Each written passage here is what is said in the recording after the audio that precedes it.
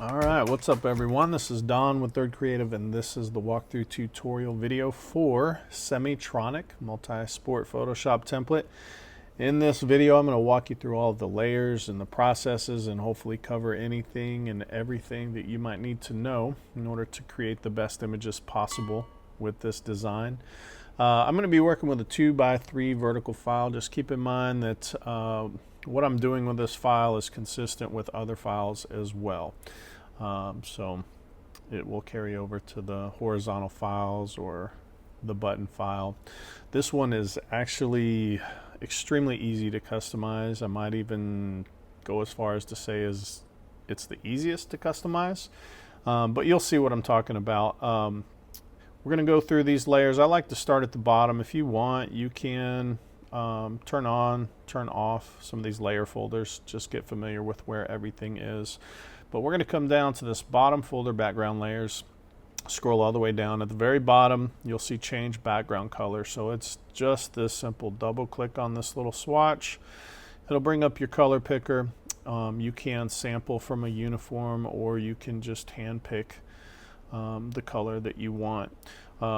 You can go a little more saturated if you want. You can go a little less saturated. Not everything is going to look good or right. You'll find that there's like a little zone in here. You really can't get too light with it, or you really start to lose the detail of the fog. Doesn't quite look right, but you can pick a color that you think looks good and works with your uniforms. And once you've done that, there's not much left to do. As you can see, most of the work is already done. We'll keep going though and explain what everything is and a few ways that you can fine-tune this thing. We've got a background, let's see here, a background hexagon pattern. And so if I turn that off, you can see, here in the background, it's a little subtle, but you can see it. I've got a levels adjustment in here. So one way that you could fine-tune this is if you felt like this needed to be a little bolder, or maybe it's too bold depending on the color that you chose, you can come in and double click on the word levels. I've got everything, all the darks, way over to the right, which boosts the darks and the midtones. So if you want to decrease it, you can click on either this left anchor point or the middle or both and move them over to the left a little bit, and it will make them not quite so contrasty or prominent. You can do the opposite. You can make it a little more bolder by moving these over to the right. I actually boosted the whites a little bit, so you could also move that over a little bit if you want it to be a little more noticeable. So that is one way that you can adjust that background layer. Next we have our fog layers. The fog, as well as these hexagon shapes, they're all set to blend mode overlay, and that's how it just automatically ties in. They're white, but they tie in, the outer glow is white, the fog is white, but when it's set to overlay blend mode, it just ties into the color underneath it, in this case green. If you want, you can actually get probably a little better looking fog just simply by turning on these color overlay smart filters. Now initially it's not going to look good, but what you can do once you've turned them on is double click on each one. There's 3, and you can pick a shade of green that you think, and actually I should go back and maybe just do one at a time so you can see without the distraction. But you can make it as saturated or as light as you want. You can find where you think it looks good. You probably want to come up here to the lighter end and just determine what level of saturation you want. You can play around with the hue a little bit and get it how you want it. And if it's not standing out enough, you can also come back down to the background color and make it just a little bit darker. And you'll notice the darker it is, the more that fog is going to pop. So you can do that with all 3 of these, or you can leave them off. The hexagon shapes are all in this folder. They're all white set to overlay, so you get this effect. You really don't need to do anything with that. You can select any of the hexagons. You can scale them up, scale them down. You can move them. These first three are centered. You'll see the two behind the subject, the one above the subject. All the others, in order to achieve that symmetry that I'm talking about when I named it Symmetronic, so symmetrical, I put them respectively in a folder, and this allowed me to center them perfectly, basically selecting all and using, which I can do, Control or Command A to select the entire canvas and center it here, Control or Command D to deselect. And so you can come in here and scale. You just want to pick or select the entire folder or both shapes. If you want to scale anything up and move it, you can, but this will allow you to, if I select all, this will allow you to center it. If I'm going to do that, I have to have the folder selected. There we go. Allow you to center it and deselect, and you can move it up or down. I'm using the arrow key. More than likely, you're not going to want to do, you're not going to want to do any of that, but if any of you are feeling creative or adventurous and you want to play around with it, see what different looks you can get, you can do that. You could, I have these all perfectly symmetrically lined up. You could create a more scattered random pattern, which is actually what I did with this design originally when I made it for this team. It was not perfectly symmetrical. I just decided to change it because I like the way that it looked. Okay, we'll keep it moving. Next we have a few vignettes. This one is an exposure, and this one is levels. I want to touch on this, and I'm not sure green is the best example. Let me try maybe a shade of red or maybe purple. This might be a good example. So I have this purple selected, and the levels vignette actually affects the color. So if I turn it off, you'll see it's a little more consistent. So if you choose a color where the borders are looking different enough to where you don't like it or you don't want that effect, you can turn off this levels adjustment, or like we discussed earlier in your properties, you can decrease the values so they're not as prominent. But you can play with either the opacity levels of each to get less of the effect. They're both set at 100, or you can go in and actually play with the sliders to increase or decrease. But again, you can just turn the levels off completely, and if you want it a little darker, you can use the saturation to achieve that. If you turn it off, you can see it really flattens things out. So if you go with something light, which you can only go so light with this, you might want that. But another way to fine tune it is to find the right amount of vignette effect. I tried to find a level that would be pretty good or consistent for almost anything that you do where you don't really have to play with that. Next folder is our subjects folder, which is pretty self-explanatory. There's, depending on how you're creating your images, you can drag and drop them, copy and paste them into this folder. You just want to make sure that they fall inside this red folder. So if they fall somewhere else, you just click and drag, place them. There's plenty of videos on YouTube about how to scale and position a layer within a Photoshop document. So if you need to search that, you can. But that's pretty self-explanatory there. There is a gradient mask, and this comes up a lot.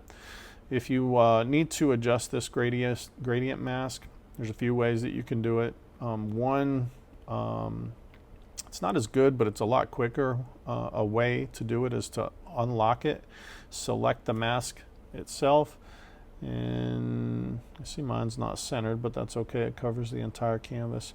Click and drag up, or click and drag down, and let go where you want it. The best way, which is a little bit more work, is to actually use your gradient tool, which you'll see I have mine here. And we don't want that gradient. We always want to work with black and white when we're dealing with a mask. So with the layer mask selected, gradient tool selected, black to white, white to black, you basically click, hold down shift, drag to the point, let go. Now you have these two, I'm calling them anchors, so you can click and drag and adjust to your liking. If you hold down shift, it helps keep everything straight. But if you need to adjust it, maybe it's a row in a team image, a row of subjects, you need to adjust it. It's not too difficult. It's pretty easy. Next we have a subject saturation boost, and if you look at it, it's plus 20. And if I go back, it might actually be better to go back to the original. I just felt like my images needed a little saturation boost, and so I left this in here. If your subjects are too saturated, you can come here and decrease this value, or you can just turn it off. But you can see it's a little flatter. I like the look with the saturation boost, and this will apply to any subject image that you put in this folder automatically. Next we have a color grade subject option. It's just a color overlay set to soft light, and the opacity is 20%. So there's a little bit of a blue tint because she's in a blue environment. You can get carried away with it, so you don't want to get the opacity too high. But if you turn it off, it doesn't look bad without it. It just helps tie it in just a little bit more. And so you would just see what it looks like with a color that you select for your background, or a similar shade or color or hue, and play around with the opacity. And if you feel like it's just not making your image better, then you can just turn it off. That's simple. Next we have our lower foreground hexagram. So I had some in the foreground, and even though the mask would probably prevent it, I put them in their own separate subfolder, didn't put them with the rest, and that way they would be over the subject. But it's the same thing. There's not much you would do here unless you want to scale or position them differently. And then the last folder we have is lower text layers. There's a little bit to unpack here. We'll take a look at it. So right off the bat, I've got first name option 1, and you'll notice it's the seafoam green instead of the regular green. And I've been doing that on fonts that require commercial license. This particular font is called Bayshore, and it's one of my favorite signature fonts, but it costs $18 at creativemarket.com. I think it's a good investment. I highly suggest that you purchase this font and use it. However, I understand not everyone will want to do that. And just like any template, you can roll with the fonts that are included or that are used out of the box, or you can replace them with any font that you want. Understanding that you may not want to purchase the commercial license, I have a few alternates. So if you turn that off, you'll see we've got first name option 2. I can turn it on. It's very similar. Just I don't like it quite as much as Bayshore. This one is free for commercial use, and then this one is another free for commercial use option. So there's 3 in here. By default, it will be Bayshore, which again does require a commercial license. Changing the color, which you may want to do, may not, just depends on how it looks. Very simple. You can double click on this T here, and you will get this up here. Let's see, it's on my other screen, but if I bring it over, you'll see it here. Of course, in your properties, all over the place, you can change it. You just want to make sure you get enough contrast where it stands out. I think more often than not, a very light color or white is going to look best. Last name. It is very subtle and you might overlook it, but if I were to scroll in, if you change this background color to green, you'll notice there's a stroke, and it has a light blue color. So you can double click on the word stroke, click this little box here, and you can make it match. You can decide how saturated or unsaturated it is, how light or how dark. This is a nice little sweet spot right here that I liked. You can see it just ties in, but you can change the color that way. Changing the color of the actual text is the same. It's not a gradient or anything. So you've got it up here in your toolbar. You've got it right here in your properties, all over the place. You can pick a color, any color. There is an inner shadow, an outer glow. The outer glow is white, set to overlay, so you don't have to worry about changing any colors of that. Same with the drop shadow. You can adjust any of them if you want to. But if you have a really long last name, you may need to scale this down with the value here. That's pretty much it. Very simple. This is a blur behind last name. So if I turn it off, you can kind of see it loses. If you were to change the font, you would want to open this Smart Object and change the font in here. I didn't want you to have to open a Smart Object to change the text so that it would match. If that makes sense. Like if I turn this off, you can see I've got Sankel here, but you'll notice when I open that up, it was all E's. So you could put the same last name in the Smart Object and it would match up a little bit better, but this is like a motion blur and it works and it's just standard and it just makes it a lot simpler for you. But you'll notice if you open this up, it is just a series of E's, and if you change the font, be sure to come in here and change it in there as well, or to turn it off, or it probably isn't going to look good. There is a color overlay. It is set to white, so you can change that color if you want to. Next we have our subtext, which in this case it's not for a high school athlete. So you don't have a school name. I don't have senior in here. You can duplicate any of these text layers. You can move things up and down, scale, reposition. So if you want to squeeze senior in, you could duplicate the script or first name layer, make a little room underneath the last name and the school name, squeeze it in there. Nice and simple, but nothing complicated. The color is changed the same way.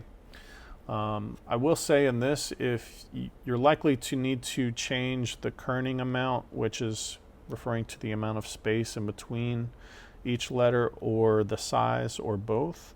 So if I select this and I were to put something long in here,